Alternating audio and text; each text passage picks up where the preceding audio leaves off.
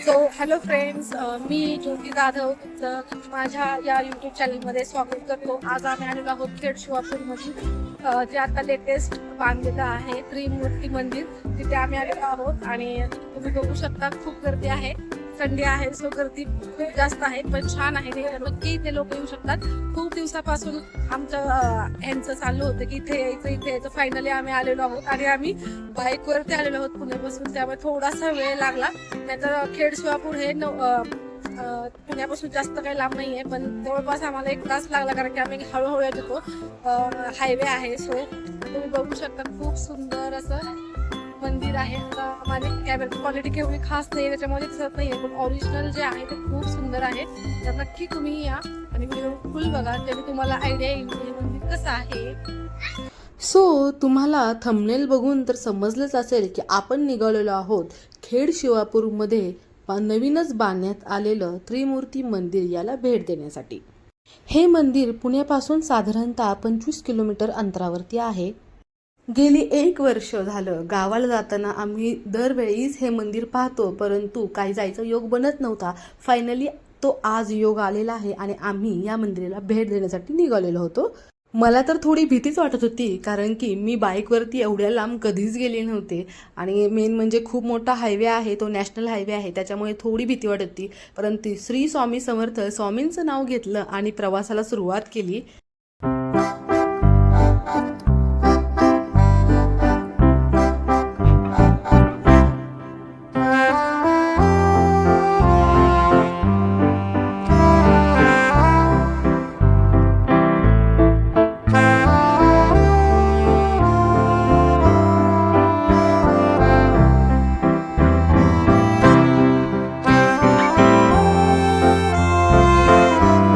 साधारणतः 6च्या दरम्यान आम्ही घर सोडलं होतं आणि थोडीशी भूक लागली होती, चहा प्यायची तलब झाली होती, म्हणून आम्ही ह्या मल्हार फूड कोर्टला थांबलो. पहिल्यांदाच थांबलो होतो आणि खरंच खूप छान अशी मटकी भेळ इथे भेटते आणि चहासुद्धा छान होता. आणि चहासोबत जे मी बिस्किट घेतलं होतं ना, ते खरंच खूप छान होतं. त्याला वेगळाच असा कोकोनटचा फ्लेवर होता आणि तो खूप छान लागत होता. नक्की ट्राय करा, नक्की तिथे तुम्ही जावा. थोडीशी पोटपूजा करून आम्ही मस्त असं बाहेर निघालो. तर हायवेवरती सगळीकडे लाईट लागल्या होत्या. मला वाटते 6:45 वाजले असतील आणि डिम अंधार पडायला असे थोडासा अंधुक झालं होतं सगळीकडे. आणि फायनली थोड्याच वेळानंतर आम्हाला हे त्रिमूर्ती मंदिर दिसलं आणि खूप छान वाटलं. खूप सारी लाईटिंग्स आहे आणि ते बघून खुशीसुद्धा खूप खुश झाली होती. आम्ही स्कूटीवरती आलो होतो, त्यात आमच्याबरोबर खुशी होती. सो आम्ही आमची स्कूटी खूप हळूहळू चालवत होतो, त्यामुळे आम्हाला जरा जास्तीचा वेळ लागला. पण मोठी गाडी आणल्यानंतर तुम्ही पुण्यापासून एक 15 ते 20 मिनिटामध्ये इथे येऊ शकता. आणि खरंच 1 डे ट्रिपसाठी आणि फॅमिली ट्रिपसाठी हे डेस्टिनेशन खरंच खूप छान आहे. अगदी मन प्रसन्न करून टाकणारं वातावरण आहे इथे. रविवार असल्यामुळे गर्दीसुद्धा अफाट आहे. तुम्ही बघू शकता खूप सारे लोक फॅमिलीसोबतच, फॅमिली मॅनच तुम्हाला जास्त करून दिसतील इथे आणि खूप छान आहे. सो नक्कीच आणा. आणि हा आहे आपला नॅशनल हायवे NH4. मंदिरामध्ये प्रवेश करायच्या अगोदर तुम्हाला तुमची चप्पल हे बाहेर काढावी लागेल चप्पल स्टँडवरती. तिथे सगळ्या सोयीसुविधा उपलब्ध आहेत आणि तेवढी स्वच्छता सुद्धा इथं राखण्यात आलेली आहे. हायजीनचा भरपूर प्रमाणात वापर केलेला आहे. सो तुम्ही नक्की तिथे भेट द्या आणि बघा किती सुंदर व्ह्यू आहे. रिलॅक्स, एकदम माइंड एकदम रिलॅक्सच होणार. तुम्हाला थकवा आलेला तो निघूनच जाणार. आणि आता आपण आज जाऊन बघूया हे मंदिर कसं आहे. खुशी एकदम एक्साइटेड, म्हणजे तुम्ही बघू शकता तिचा आनंद नेक्स्ट लेवलला आहे आणि खरंच छान आहे. हे मंदिर बघून मस्तच वाटतं.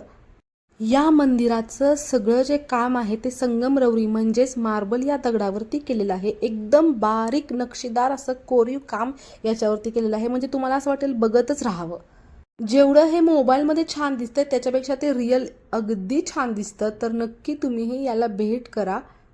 अशी त्रिमूर्ती मंदिरं ही भारतामध्ये फक्त 4 आहेत आणि त्यातीलच 4थं जे आहे ते आपल्या खेड शिवापूरमध्ये बांधलेलं आहे.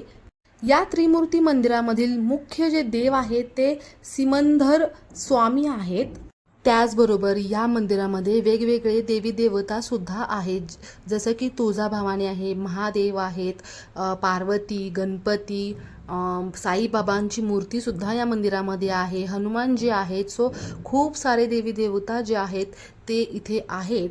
आणि या मंदिरामध्ये युनिटी ऑफ रिलिजन हे आणण्यात आलेलं आहे, म्हणजे सर्व धर्म एकत्र आणण्याचं काम या मंदिरामध्ये.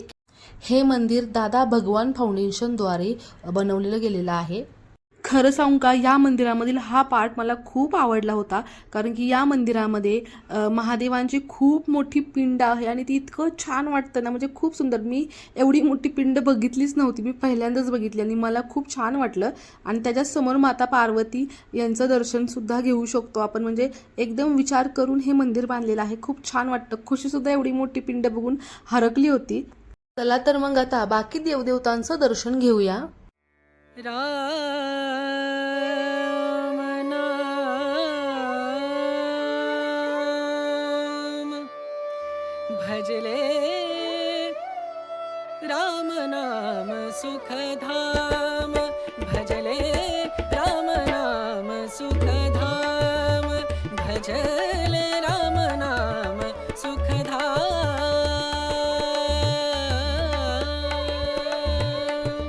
तेरा पूरन हो सब काम, तेरा पूरन हो सब काम भजले, राम नाम सुखधाम भजले, राम नाम सुखधाम.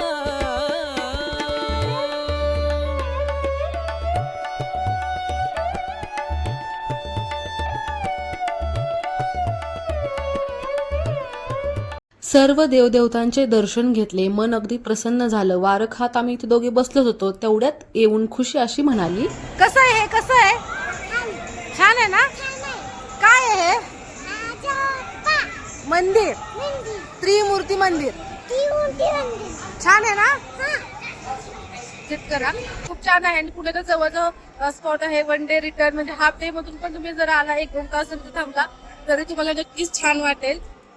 फॅमिलीसाठी घेऊन तुम्ही नक्की येऊ शकता, असं मला तर वाटतंय. खूप सुंदर आहे. एकदा आलं की प्रेमातच पडावंच वाटतंय. खूप दिवसापासून ठरवलं होतं, फायनली आज आलेलो आहे. संत समागम करे निरंतर, संत समागम करे निरंतर, जग से हो परा, जग से हो परा.